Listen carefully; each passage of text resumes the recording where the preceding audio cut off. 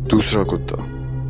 अस्सलाम वालेकुम दोस्तों, आज मैं आपके लिए इशफाक अहमद साहब की एक ऐसी कहानी लेकर आया हूँ जो न सिर्फ दिलचस्प है बल्कि हमारी पूरी ज़िंदगी का खुलासा बयान कर देती है। ये कहानी इंसान के दिल में छुपी एक ऐसी जंग के बारे में है जो हम सब के अंदर रोज़ाना लड़ी जाती है। ये कहानी है दूसरा कुत्ता की। इशफाक अहमद साहब ने एक बार अपने प्रोग्राम में ये वाक़या सुनाया। वो कहते हैं कि एक आदमी के पास दो कुत्ते थे, एक काला और एक सफ़ेद। दोनों कुत्ते जब भी मौका मिलता आपस में लड़ पड़ते, कभी काला गालिब आता और कभी सफ़ेद। किसी ने इस आदमी से पूछा, ये दोनों कुत्ते हमेशा लड़ते रहते हैं, बताओ इनमें से आखिर जीतता कौन है?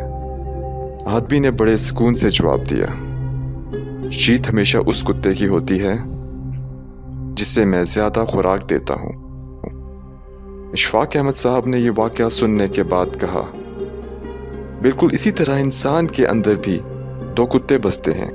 एक नेकी का कुत्ता जो सब्र, शुक्र, मोहब्बत और भलाई की ताकत रखता है, और दूसरा बुराई का कुत्ता जो लालच, हसद, गुस्सा और नफरत से भरा होता है।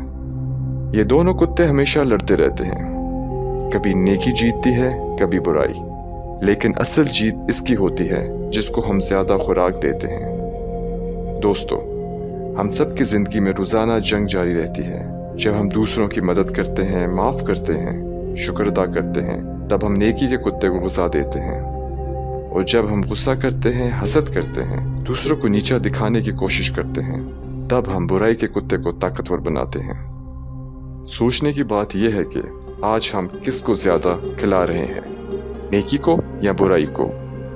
याद रखें, इंसान की असल पहचान इसके अमाल है। अगर हम नेकी के कुत्ते को ताकत देंगे तो सुकून, मोहब्बत और इज्जत हमारी ज़िंदगी में आएगी, और अगर हम बुराई को ताकतवर करेंगे तो दिल हमेशा बेचैन रहेगा।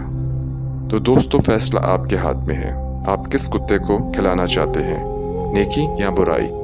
अगर ये कहानी आपको अच्छी लगी तो वीडियो को लाइक और शेयर ज़रूर करें ताकि दूसरों की ज़िंदगी भी बेहतर हो सके।